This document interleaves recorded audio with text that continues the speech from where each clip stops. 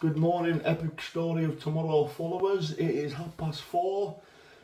Happy Monday. I just thought I'd do you all a video for when you all wake up.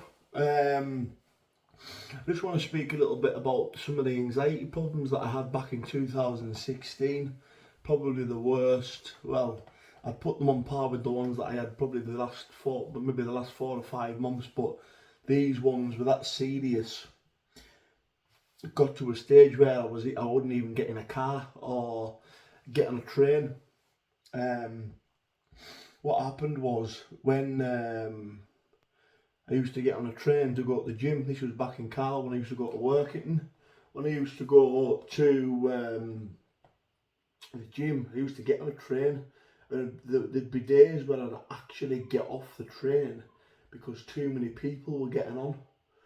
And I just get used to starting not being able to breathe and it was so hard to explain anxiety, but anyways, it was just, I always had a thing about crowded people. I had really bad social anxiety at the time, and I'd be skipping gym sessions because I just couldn't get the train to Workington to go to the gym. So, but there was other times where I was good friends with a guy called Robbo, and what happened was he would sometimes take me back home to Carlisle. When it's like it's a 30 round mile trip, isn't it, from Workington to Carlisle, and I used to have to get out the car sometimes because I just couldn't breathe. He'd be stopping the car every 10 minutes because I just had to get out. The thing is, when I'm getting anxiety or I feel like I'm going to have a panic attack, I need to get out. I need to get out of that small confined space because I feel claustrophobic at the time, and it makes it worse. Now, I didn't know then, but for me, the breathing techniques don't work for me. They're concentrating on the breathing. You know, doctors will tell you that, and people will tell you that, but it doesn't work for me because when I think about the breathing techniques, it actually makes me think more about the anxiety. What works for me was actually blanking the whole thing out and just going for a walk. So I'd go for a walk, clear my mind, and not concentrate on the breathing. And the worst part about it is when you're taking that breath in, but not catching your breath, and that's when panic would really start to kick in. And back in 2016, it was probably at its worst. I remember when round about the same time, just going into 2017, I got my first movie role in My Name is Lenny, in the Lenny McLean true story film, and I got like a cameo part in that at the start when I had that street fight with Lenny McLean, and I had a panic attack on set, and I was worrying because I didn't want to be a failure. Now, I'd never acted in my life before. I'd never been to drama school. I'd never done anything like that, and so I'm there in the makeup room and I'm starting to get like a tight chest, and you know, when you're around strangers, you don't want to say anything, so you try to hide it.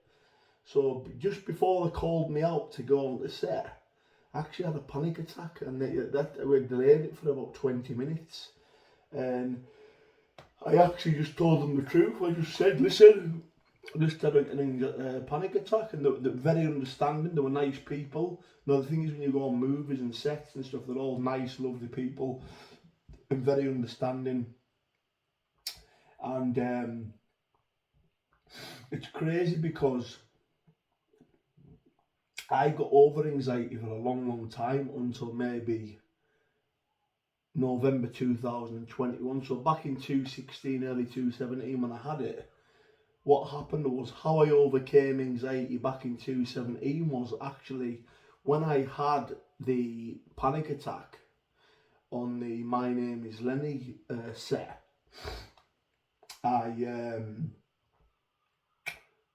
Heading back home, I had to get the underground train. Now, the London Underground, guys, if you've got anxiety, that is definitely the worst place to ever go.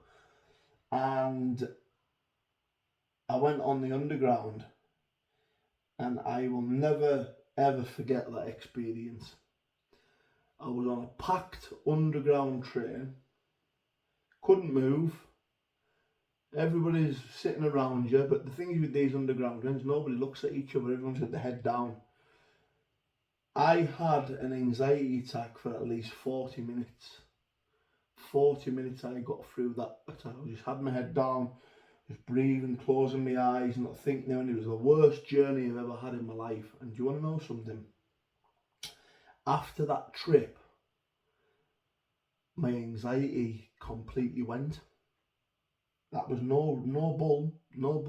Back in 2017, my anxiety only came back in November 2021, and then I had it for like 6 months, and I've only now just recently got rid of it again through living the positive lifestyle, taking the medications and doing what I'm doing. But anxiety was awful, man. It was bad. It starts off as anxiety, then kicks into a panic attack. And you know yourself, guys, anxiety all is fear. And what my fear was, I used to get the fear of the unknown. So having a panic attack on set, I'm building scenarios in my head. Am I going to be a failure? Am I going to be good enough? Am I going to let people down? And I always found myself under pressure. I always pulled off the performance. It's like with my fighting. And I'm not going to lie, I get fear, I get scared before a fight. The Dean fight was probably the only ever fight I've never ever had fear. I was just so calm, as you see, collected. I don't know what came over me that day. I was just so relaxed and chilled. I think it was because I was so fit. I'd never been that fit before for a fight. But anxiety is no joke, guys, and I understand it. And I understand the panic attacks. I understand getting up in the middle of the night, going for walks. I mean, there was one time back in 2017, late 2017. I think this would have been just before the filming of the Lenny. I actually ran out in the middle of the road and nearly got hit by a car because I was having a panic attack. It was that bad. But then I didn't know how to handle it then. You know, I hadn't really spoken to anybody. It was just, I didn't know how to handle them then. So that's what happened then. And there was times where I'd run out in the middle of the road. There was times where I'd been in the train station. The train station's busy, so I'm having to walk off to the toilets on my own.